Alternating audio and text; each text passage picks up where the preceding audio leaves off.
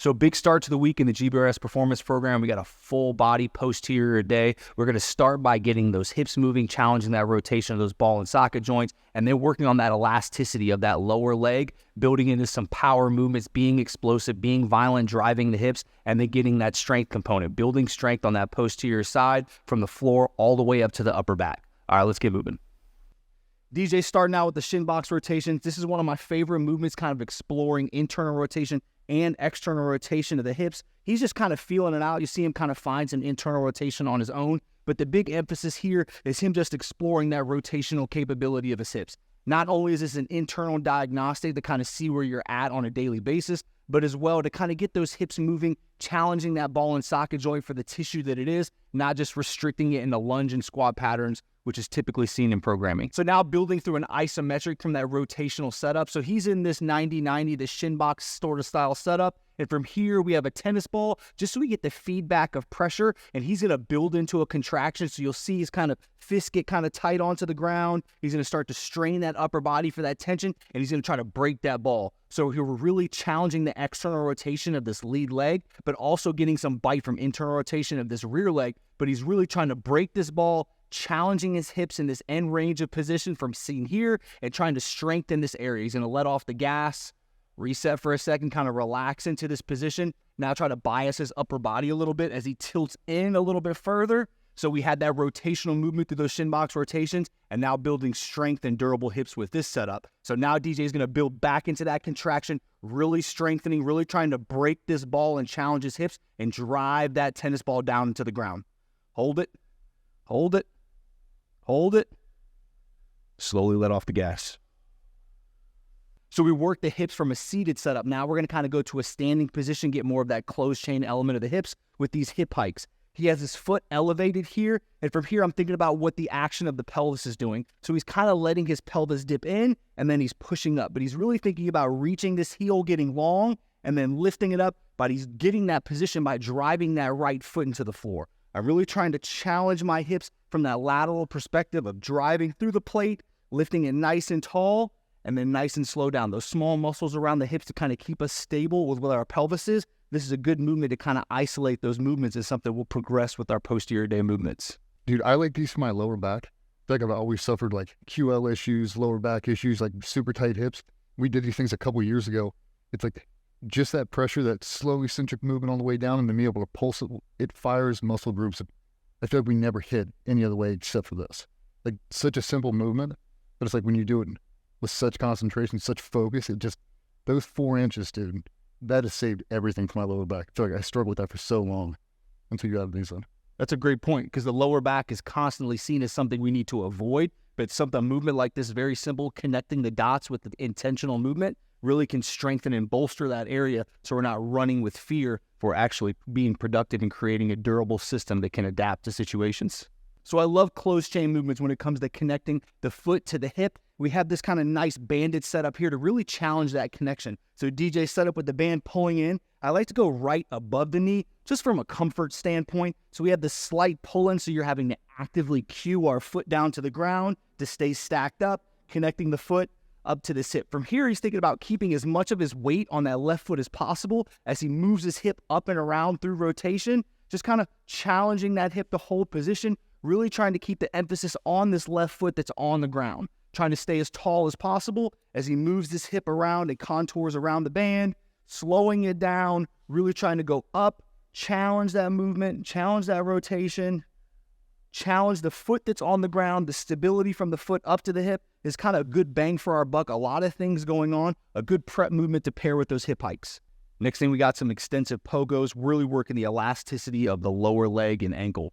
This is a really big movement when it comes to plyometrics, really setting the tone for athleticism. When we think about tactical athletes, tactical population, we always want to think of it not as an athletic position, an athletic job, but we really have to be dynamic on the field, on the battlefield. We need to be explosive. We need to have these capabilities. This is definitely something that's a trainable attribute that we can program in our programming. I like those moves because it gives me the ability to get comfortable as soon as I touch the ground, make another decision.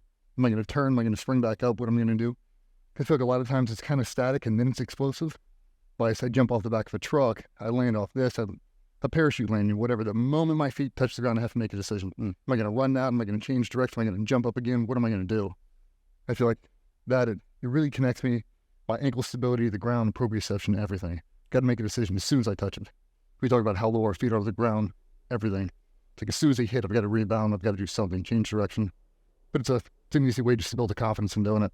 So we've talked about, does your hardware match your software? Like when you're in the moment, can your body do what you're asking it to do? And I think those extensive pogos is a great way of looking at the elasticity of the leg. Like you said, jumping off a truck. Like if you know you can do that, you're probably going to be more able and put yourself in positions where you can do that and not be compromised. Like, oh, I have to help myself down. I have to sit my gun down now. I have to sit my bag down now because I'm not comfortable doing that. Yeah, I've decreased my load to be able to perform that same exercise. Well, that's not an option. Yeah. You have to be able to do it. And if you don't understand your limitations and where you can actually, get explosiveness from, you're not going to be able to get it on demand. So next, working a kettlebell swing, we're going to do it with a single arm though. So as we're getting this posterior chain prepped, we kind of like to add some rotation on certain movements, and this single arm swing is a great way to do it. He's getting that left arm back, getting some rotation, finding that English as you see him reach back into his hips, toes down, driving his hips forward, really finishing on the front side of his body, but prepping that nervous system, being powerful with this kettlebell, adding that slight area of rotation with the single arm swing. Drive your hips. Hips back, through. Hips back, through.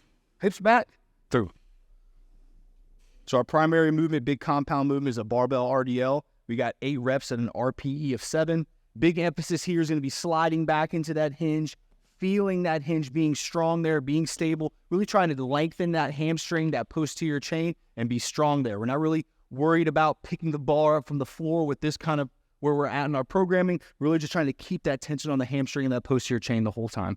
Settle up. Like an overhand grip, really challenge the grip that we're setting up with. And from here, he's keeping his whole foot on the ground, really driving his toes down, creating tension from his toes up to his hips. He's sliding back, feeling the hinge. More isn't better here. You're sliding back. The second you feel that tension kick on in the hamstrings, then you're driving those hips through on the way right back up. Really keeping our shoulder blades nice and intact on the way back, sliding back, feeling that hinge, making this exercise harder than it is, loading that area, driving the hips through, meeting the bar. Beautiful. One more rep. Slide back, drive. Money. If you notice, there's always an emphasis on mobility with all of our items. Not only are we trying to get big and powerful, but we're also trying to remain with this longevity piece of being able to train as long as possible. So we've been exploring our single arm row patterns quite a bit, and I really love this hinge pattern because not only are we loading the lats with a traditional single arm row, but we get the aspect of loading this hip and this foot. So we're strengthening that area, bolstering it through a closed chain movement, really trying to help out the hips, challenge them rotationally, but as well, this is going to help with our lower back because we're not running away from it. We're really trying to challenge that area to create durability for long-lasting efforts so we can train forever. This isn't about just having a great workout one day, but being able to train 52 weeks out of a year. I like that single leg better than I do traditional both legs on the ground. I feel like it connects all the dots.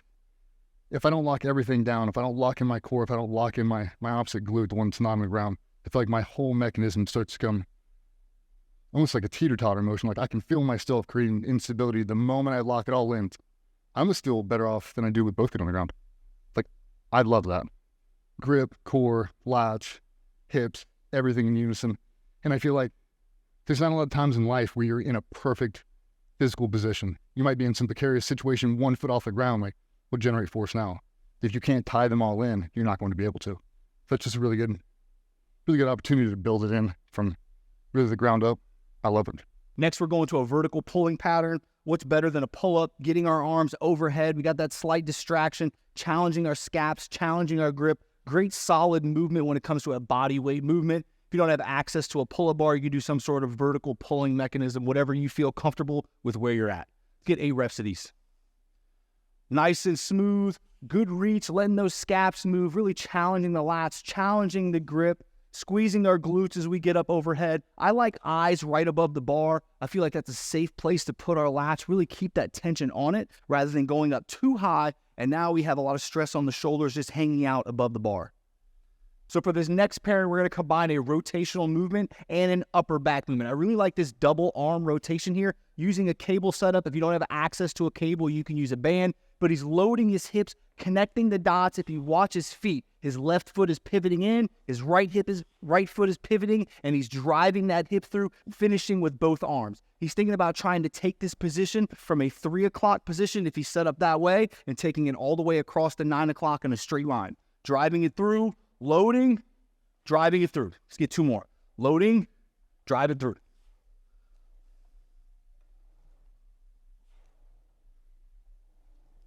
Next, we got TRX face pull. We do these because Vernon won't let me do shrugs. Too much risk of injury, but everybody likes big traps, rear delts. Really, for me, so many shoulder issues, I really try to work a lot on rear delts for shoulder stability on the backside. And this is just really a safe way to do it. Everybody can train them, and if not, we can add in a cable and get them in too. But for us, it's the safest way to train traps and the upper back without risk of injury.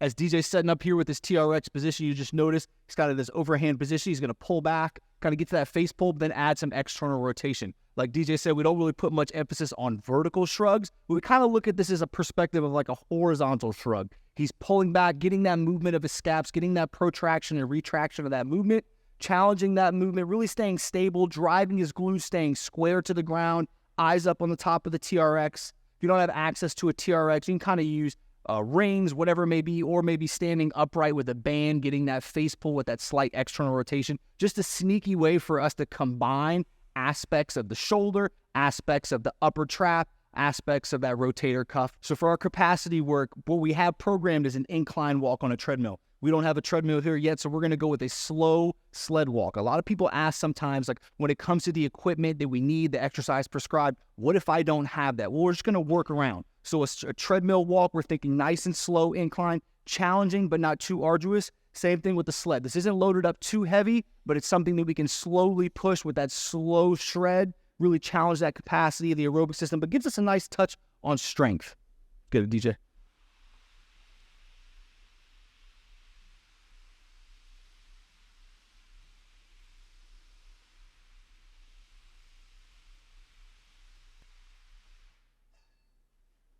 Hope you guys enjoyed training with us today. Give these movements a try. Go with the sets and reps as you've seen on the screen. But if you need more help than this, definitely check out the GBRS Performance Program. It has a free 7-day trial. And tomorrow we got press day. You don't want to miss that.